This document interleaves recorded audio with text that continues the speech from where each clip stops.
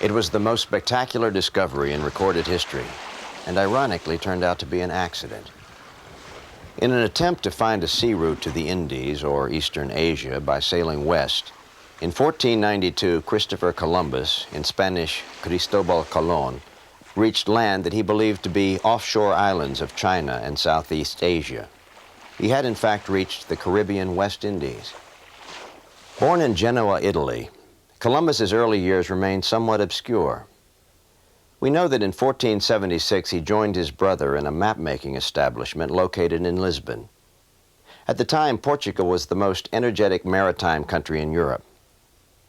Sometime during that period, he formulated the idea that it would be shorter and therefore easier and faster to reach China, Japan, and the precious Spice Islands by sailing west on a northern hemisphere latitude instead of east, around the coast of Africa and its long legs south. 16 years would pass before he could test his theories. On voyages to Iceland, the Azores, and the Mediterranean, employed in the Portuguese merchant service, he developed his maritime skills. After having his ideas and plans turned down by the King of Portugal, he went to Spain. It took him a year to gain an audience with Queen Isabella and 6 more to get his project accepted. Even then, the funds for the voyage were granted grudgingly. Columbus didn't help matters by insisting on being granted the hereditary title of Admiral of the Ocean Seas and Governor and Viceroy of any lands he discovered, along with 10% of all gold, gems, spices, and other merchandise, tax-free.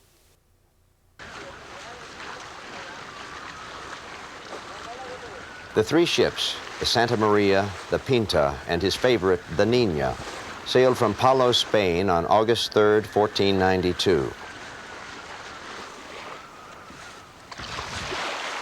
The course was smooth through the Canary Islands, off the coast of Africa, where, like her sisters, the Niña was converted from lateen to square-rigged to take advantage of the easterly trade winds.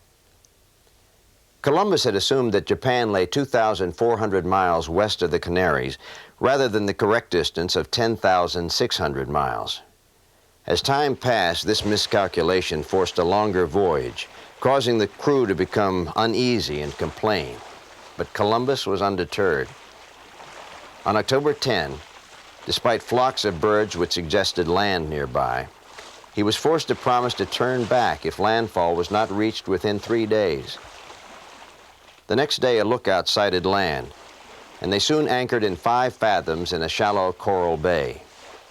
Going ashore, Columbus named the island San Salvador, Holy Savior.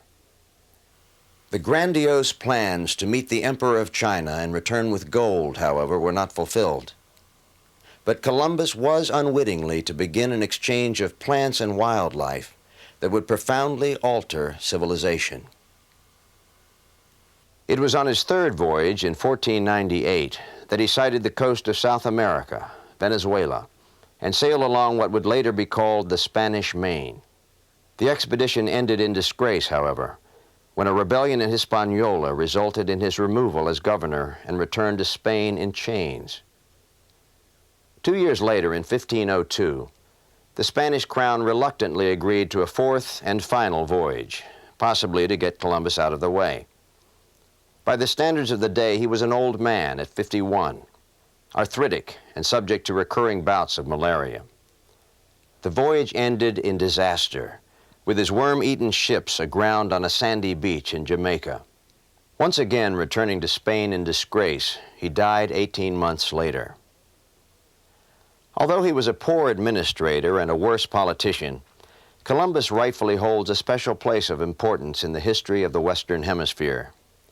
His efforts launched an era of Spanish domination in the New World and a transfer of wealth previously unimaginable in Europe. Tragically, however, it also led to the extermination of Indian cultures and encouraged a cruel slave trade.